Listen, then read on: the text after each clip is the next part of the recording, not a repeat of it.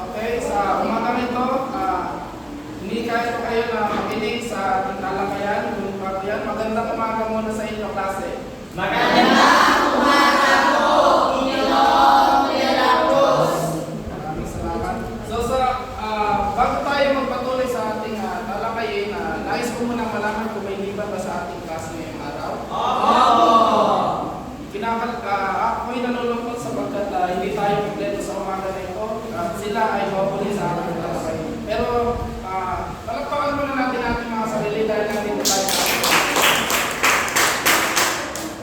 Sa araw na ito, tayo muna ay magbabalik-aral sa ating mga tinalakay ng mga nakaraang talakayan. Dahil nga, ang ating tinalakay ng nakaraan ay nakadugtong din sa aking tatalakayan sa umaga ito.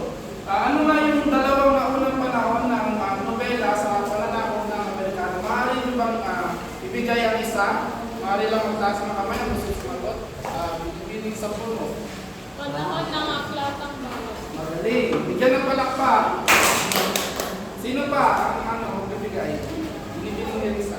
Panahon ng ilaw at piniti. Magaling. Bigyan ng isang palakpak. So, sa ngayon, atin naman tatalakayin ang isa pang panahon sa pananakop na Amerikano. At ito ay ang panahon ng Wala sarili. ano nga? Pakibasa nga ng lahat. Nobela sa panahon ng Amerikano. Mga sariling pamahalaan. So, sa umaga na ito, iyan ang ating pagtutuunan ng pansin na kung saan ang nobela sa panahon ng sariling pamahalaan sa pananakop ng Amerikano. So dito, meron tayong sa ating tatalakay, meron tayong mga layunin. At ito ang ating mga layunin na ibang basahin ang lahatan. Kailangan ng pangunahing paksa ng mga nobela. Natukoy ang nangungunang uri ng kaligayahan sa panahon na ito. Naipaniwala ang kalagayan ng aklang nobela. So maraming salamat. Sa ating napansin sa mga nakaraan nating talakayan, kung inyo mapapansin, di ba meron na mga bawat pagbabago na naganap sa ating nobela na kung saan sa unang panahon na ito ay ano nangyari sa unang panahon, sa panahon ng Aklatang Bayan, ang nobela ay naging masigla dahil dito nagkaroon ng mga kopya o mga nagtatago o sabihin natin tagapamahala ng mga aklat na mga isinulat ng ating mga naunang manulat. At dito nagkaroon ng siglaang nobela. So sa pangalawang panahon na kung saan ito ay ang ilang palitik na tinalakay ni Binibining Perocho. At dito naman ay patuloy pa rin ang pagyabong ng nobela. Ngunit dito sa ating talakayan ay ano nga ba ang naging kalagayan ng mga nobela sa panahon sa sariling pamahalaan? Dito, iba nga, kung mapansin natin, bawat panahon ay meron kundyag din ito na pagbabago at na kung saan ang pagbabago na gaganap ay nakaka-apekto sa ating mga buhay at ganoon din sa ating politikan.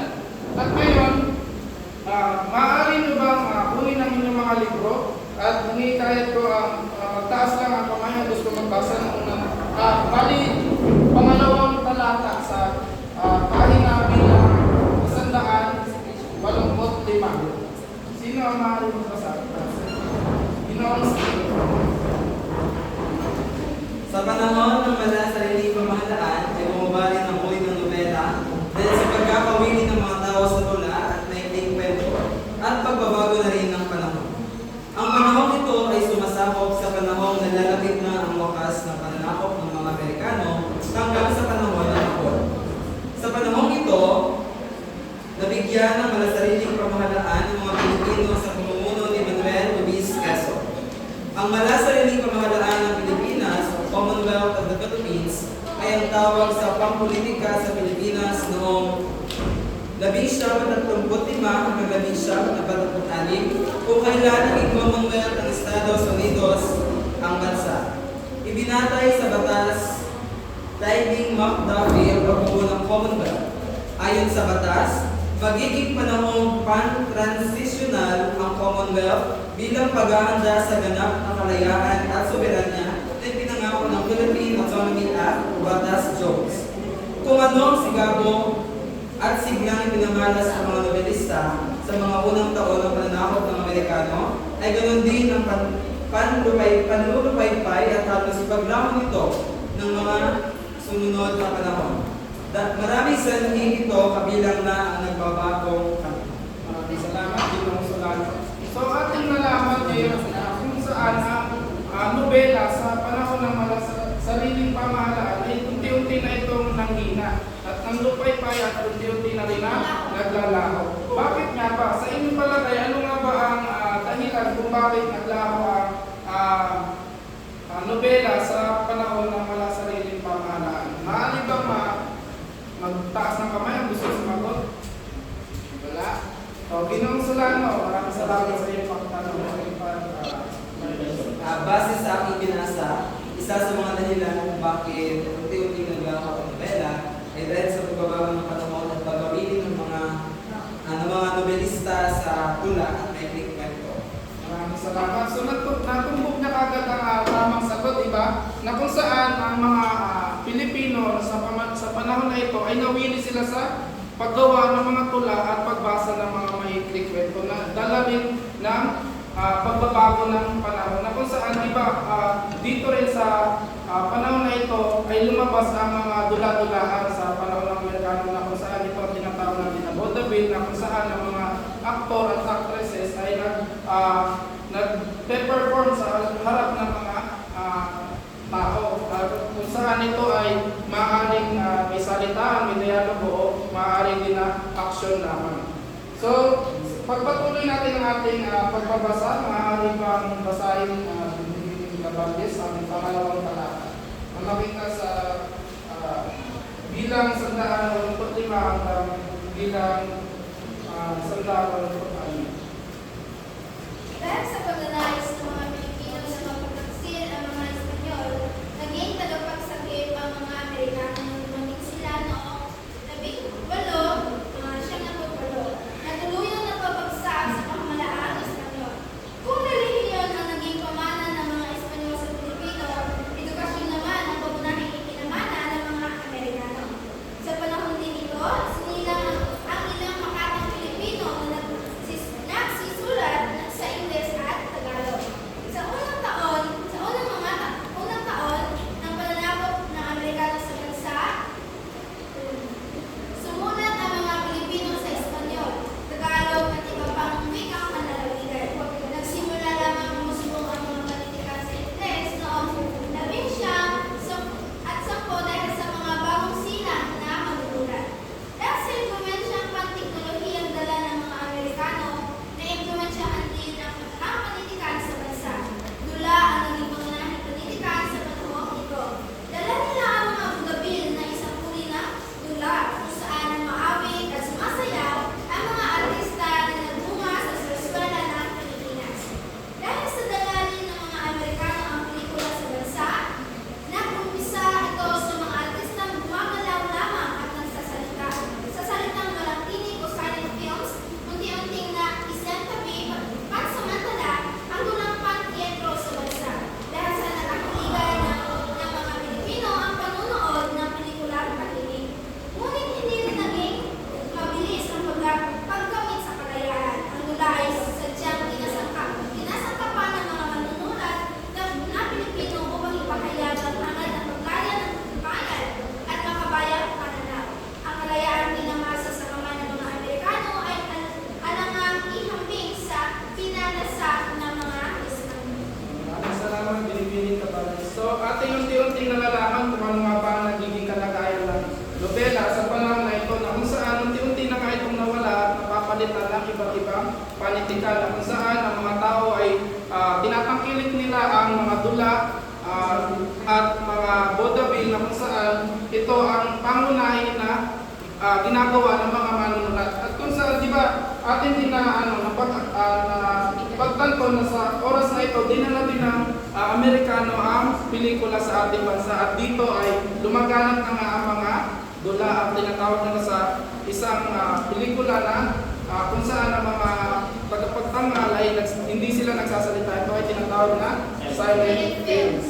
So, di ba inyo ba kung ano ang mga pangunahin na baksa sa mga pagsulat nila ng dula? Di ba sinabi kanina na pinasangkapan ng mga manunulat ang dula para sa kanilang pagpapahayag ng alin. Maaari bang sagutin?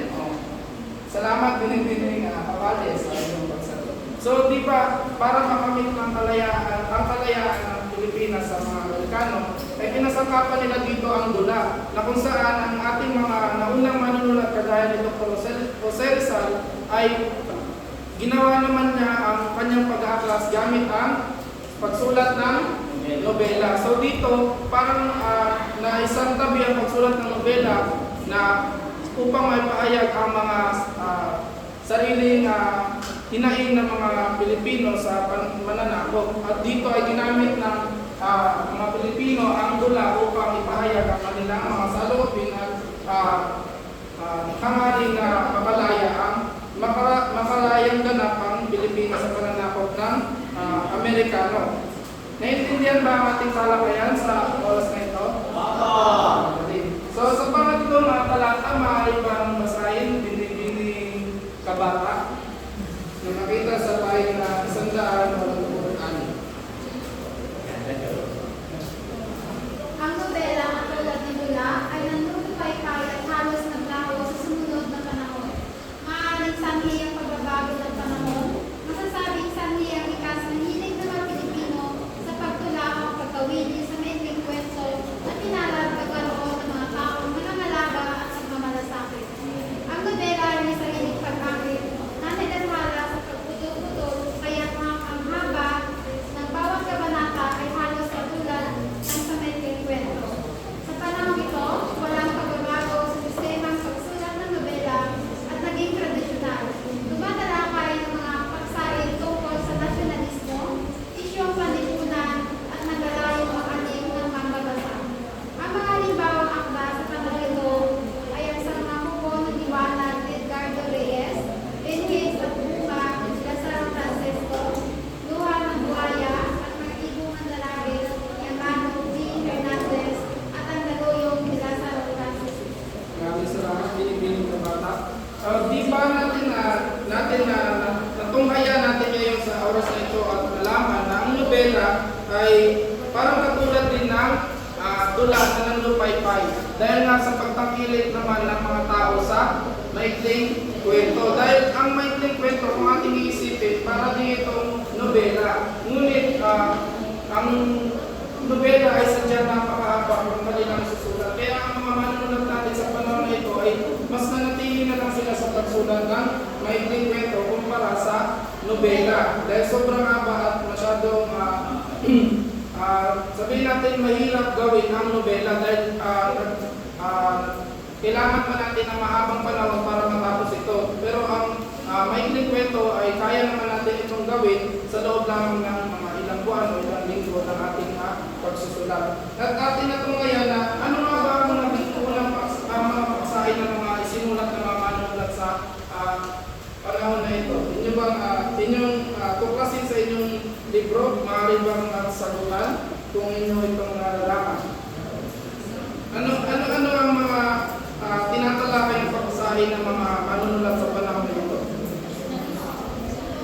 Maaari bang magtaas ng kamay? Gusto sumagot? Binibining ako.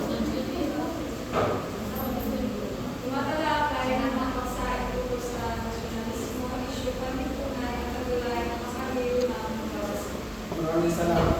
So, yan nga ang dahilan kung bakit masasabi natin na ang mga Pilipino ay nagbago. At dito ay, pero ang kanilang mga paksahin ay hindi naman nagbago dahil gusto pa rin nila nasabin ang tunay na kalayaan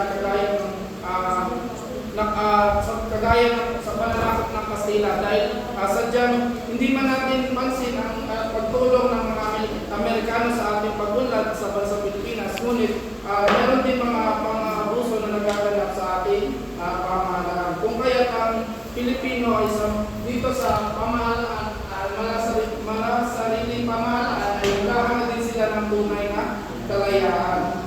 So, dahil tapos na ang ating talakayan, maaari natin sagutan ang ating mga pamatnubay na tanong. Meron tayo ditong dalawang pamatnubay na tanong. So, maaari bang sagutan ang unang bilang? Sino ang gusto sumagot sa unang bilang? Maaari lang magtaas ng kamay. Ginong Solano, masyado pang magaling sa umaga na ito. Ano ang kalagayan ng nobela at anong methods na akda sa panahon na malasariling pamahalaan? So, ang kalagayan ng nobela sa panahon ng Amerikano ay hindi umunlad, nanupaypay, unti-unting bumaba o nawala dahil mas nangibabaw ang pamilihan ng mga Pilipino o ng mga manunulat sa maikling kwento at ula. Dala na rin ng pagbabago ng panahon kaya ito ay unti-unting bumaba. Mahusay. Maaari ba natin bigyan ng 3 palakpak si Maraming salamat. Sa pangalawang tanong, sino ang gusto sumagot sa ating tumatubay na tanong? Sino ang gusto sumagot? Tatawag na lang ba ako? Ginoong Prado, maaari mo bang sagutin ang ating pangalawang tanong? Ano ang halaga ng nobela sa panahon ng malasariling pamahalaan? Ay malasariling pamahalaan. Paano nakatulong upang tangkilikin ng mga Pilipino ang nobela sa panahon ito? At ano ang naging impluwensya nito sa mga Pilipino? Para sa akin, napakalaking halaga ng nobela sa panahon yan. Sapagkat yung nobela sa panahon yan, yan yung naging ugat ng kumbaga, pinagpasyahan ng mga Pilipino para tangkilikin yung pelikula. Kasi yung pelikula, di ba meron siyang mga episode. Kung tatagalogin natin, kabanata po yun. So malalaman natin na yung halaga pala ng nobela sa panahon ng malasariling pamahalaan. Kahit na nasabi natin unti-unti siyang nalulusaw, meron pa rin siyang halaga. Kasi nga, yun yung pinagpasyahan, kaya mas umusbog sa panahon natin ngayon, yung mga pelikula. Di ba sa panahon natin ngayon, marami pa rin ang nobela na pinabasa ninyo. Katulad sa Wattpad, isang uri yan ng nobela sa makabagong panahon. Pero sa panahon ng malasariling pamahalaan, napakalaking tulong ng nobela. Sapagkat kahit na wala na yung tema tungkol sa pag-ibig, namamayagpag pa rin sa puso ng mga Pilipino na kung saan magkaroon ng tunay na kalayaan sa kamay ng mga Amerikano. Maraming salamat, Ginoong Prado. Maaari ba natin bigyan ng masigapong palakpakan? Magaling. So, diyan nasagutan na natin ang ating mga matnubay na tanong. Sa ating sariling pamimula, balikan natin ang ating mga layunin. Nakamit ba natin ang ating mga layunin sa umaga na ito? Una, ilalahad ang pangunahing paksa ng mga nobela. Nakamit ba natin? Okay, yung pangalawa, natutukoy ang nangungunang uri ng panitikan sa panahon na ito. Nakamit ba natin? Kasi, sa pangatlo, may paliliwanag ang mga kalagayan ng nobela. Nakamit ba natin mga klase? Sa ngayon, magpatuloy tayo sa ating taksang aralin. Ito ang ating taksang aralin sa umaga na ito. Maaari ko lamang itong isulat sa isang buong malinis na papel at maaari niyong ipasa sa susunod na pagkikita. At dyan naman magtatapos ang ating talakayan sa